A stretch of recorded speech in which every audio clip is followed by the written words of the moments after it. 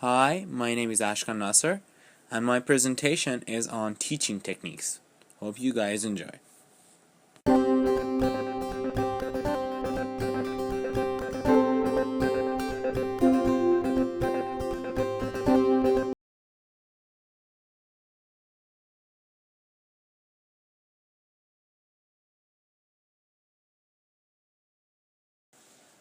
So, for the presentation this week, let me introduce to you my table of contents.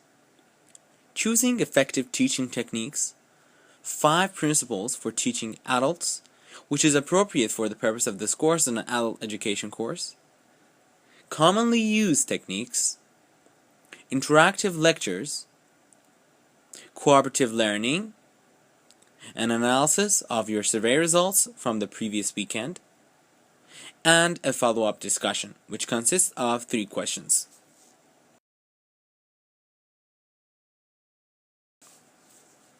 So how do we choose effective teaching techniques? Well, choosing techniques depends on classroom participants' learning styles or preferences. There are people who learn by listening, auditory learners. There are people who learn by doing, kinesthetic learners. People who learn by watching, visual learners.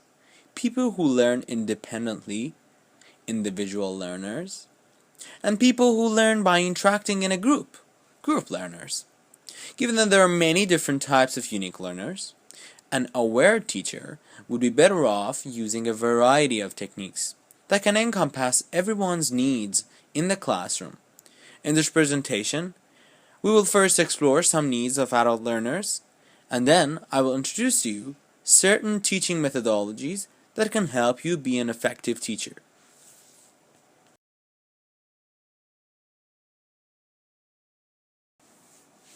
Five principles for teaching adults. Number 1. They need to know why. Adult learners would like to know why everything you teach is an important part of their learning. For example, if you're giving a lesson on making pickles, yes, making pickles, and you say that they need to soak the cucumbers in ice water overnight, you need to also explain that doing that helps make pickles crisp. Number 2. You need to respect their individual learning styles.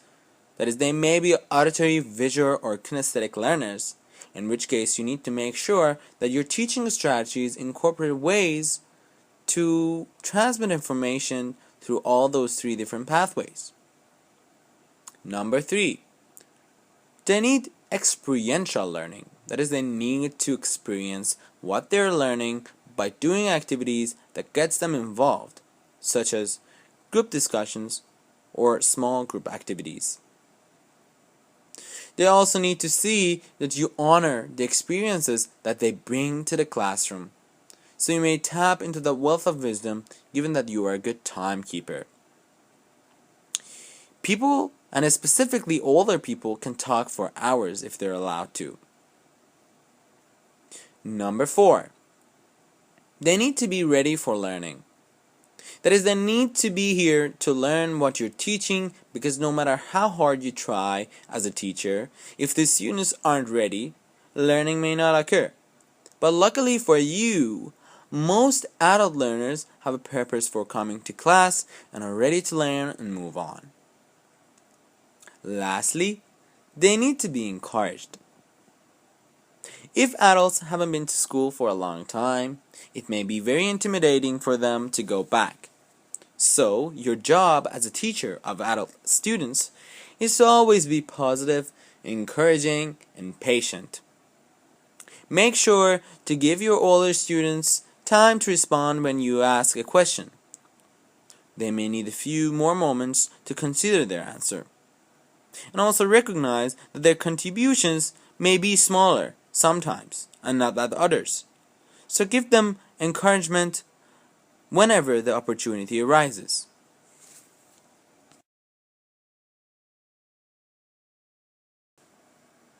Commonly used techniques. Using visual aids. Rich visual images, colorful text and pictures, graphic visual presentations, for example, for DNA replication, which is a biologically complicated process, Demonstrations, for example, for a chemical reaction in the laboratory, or written summaries after the lectures are over.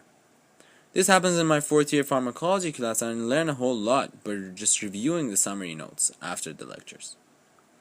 Using auditory aids, spoken language with alternating pitch or tone, music or sounds, telling a story.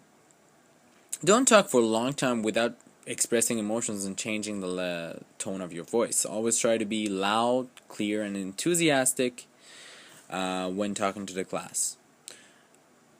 Telling stories that you yourself have lived and your students may relate to helps them remember the content you're teaching easier. I always try to refer to real situations in which I have saved a life using simple first aid skills, so that my students believe in the importance of their role as a first aider and pay more attention in class. Lastly, using group activities, interactive lectures, and cooperative learning, each of which we will investigate in the next 2 following slides.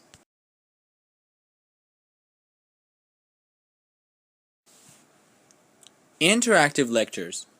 In traditional lectures, the most of class time is devoted to the delivery of information by the instructor, whereas during interactive lectures, the instructor cuts breaks into the lecture to allow time for short activities.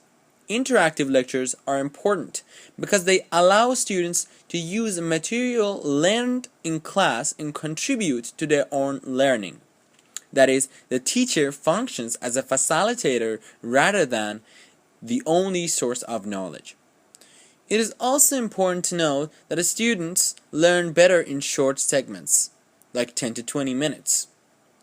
Research has shown that they gather more notes for the first 20 minutes of the longer lectures. Some interactive lecture strategies. 1. Discussion. Discussion is not only for small group activities, it can also be effective in large classes given that the teacher divides the room into quadrants and asks for answers from each quadrant, preventing only the eager students to answer questions. It is also useful to use topics that have more than one correct answer so that the involvement of all members of the group is required. For example, you can ask students to compare and relate topics from class to events in their own lives. Secondly, direct questions back. Pause the lecture and ask for questions. You can rephrase the questions if necessary and encourage other students to come up with the answer. Example, after receiving a question, you may write it on the board and ask the class to contribute to answering the question in parts, so that more students contribute to the answer.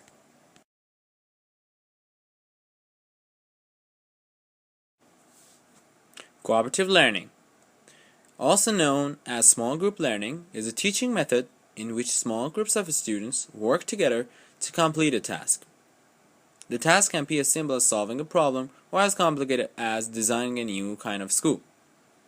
In some cases, every group member is individually accountable for a specific part of the task, whereas in other cases, group members all work together to complete it. Why to use cooperative learning? Students are able to actively participate in their own learning, challenge each other, and share their ideas. Setting goals, assessing, and facilitating learning is no longer the sole responsibility of the teacher, but is shared by groups of students. In addition, cooperative learning has been proven to increase students' self-esteem, motivation, and empathy. 5 elements of successful cooperative learning. 1. Individual responsibility. 2. Students support students. 3. Individual and group accountability. 4. Group behaviors such as social and collaborative skills. 5. Group processing, such as assessing their own and the group's ability to work together.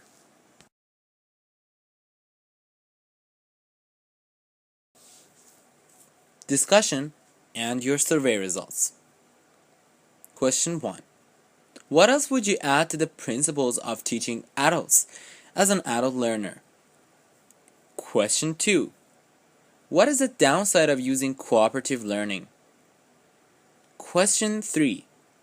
If you were to use some of the techniques introduced in this lecture to teach our own ADHD group of students, which techniques would you use? Our survey results show that a roughly equal number of visual, kinesthetic, and auditorial learners in our class. So please take that information into account and answer the following questions in our discussion on our course website. And if you have any other feedback or comments, please don't hesitate to leave me those as well. Thank you so much and have a great week.